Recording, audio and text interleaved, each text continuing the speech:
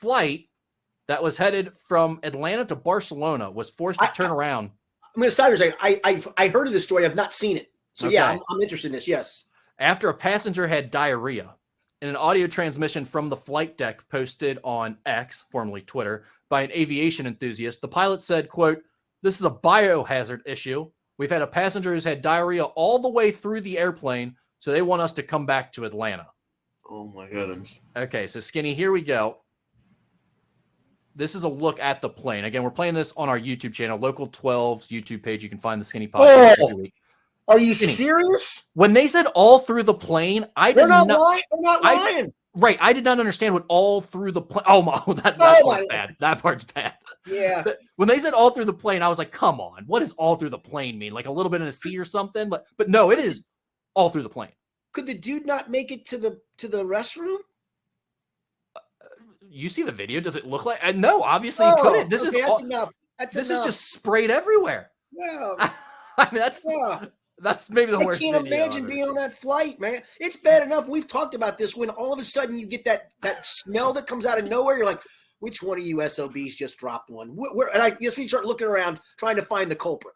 I've said on this very podcast before that an SBD on an airplane is domestic terrorism. Agreed. Well, in this case, it would have been international because you're going to Barcelona. But I think that is terrorism when you fart on a plane and people have to smell it. To diarrhea all over it, this man, I hate to say it, I know he's having a stomach issue. He should be in jail.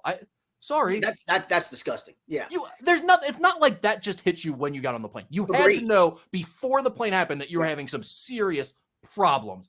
That is, first of all, how do you have that much waste inside of you? I don't know, man. That covered just the entire row leading up from the back to the bathroom. Whew.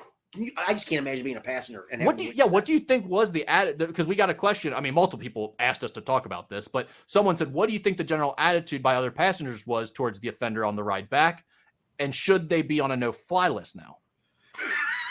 Yes, they should be on a no-fly list. Yes, definitely. If you can't control it like that and you have no concept of that's about to happen to you, you should not be allowed to fly again. I'm sorry, you're a driver. Brutal. Yeah. Brutal. And but he's right. What do you think? So that guy goes to the bathroom eventually, he gets kind of cleaned up. They make the announcement like, hey, we're turning back to this international flight to Barcelona. We're going back to Atlanta. You've planned for a long time to make that trip, right? It's ruining people's plans, vacations, business trips, I'm sure, like big, important, a lot of money spent stuff.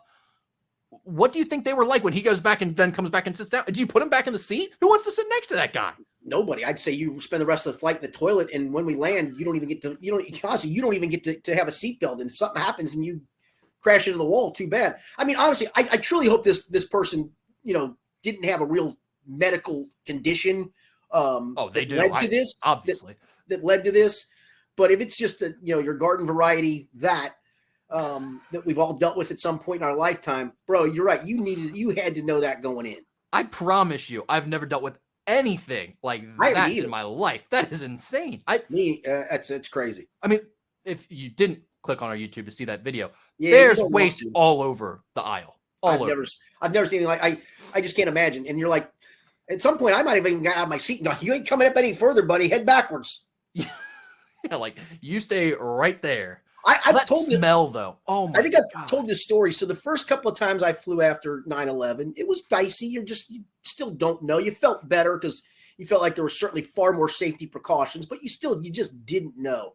So for the first few times I flew, I would get my laptop bag and I'd put it on my lap, and then I'd look around for a guy or a woman that I potentially thought might be somebody ready to take over this plane. And my whole thought process was, the second they get up for whatever reason, it may just be the most innocent thing ever, I'm swinging this bag at them and they're going down. Could you imagine the guy who gets up just to use the restroom and Skinny just cold cocks him with a laptop bag? I stereotyped that guy. Sorry, my guy. I stereotyped you. You would have been the lizard lady. Yeah, the lizard lady that said he's not real and she got kicked off the plane. That would have been you after knocking somebody out with your laptop bag. Yep. You're like, trust me, he's a terrorist. Yeah, doing you guys a favor. Yeah, I'm just saying everybody on this flight is solid. But I really did that. I really had that bag sitting in my lap going, hope that guy doesn't get up. I just hope he doesn't get up. That's why this podcast is so great.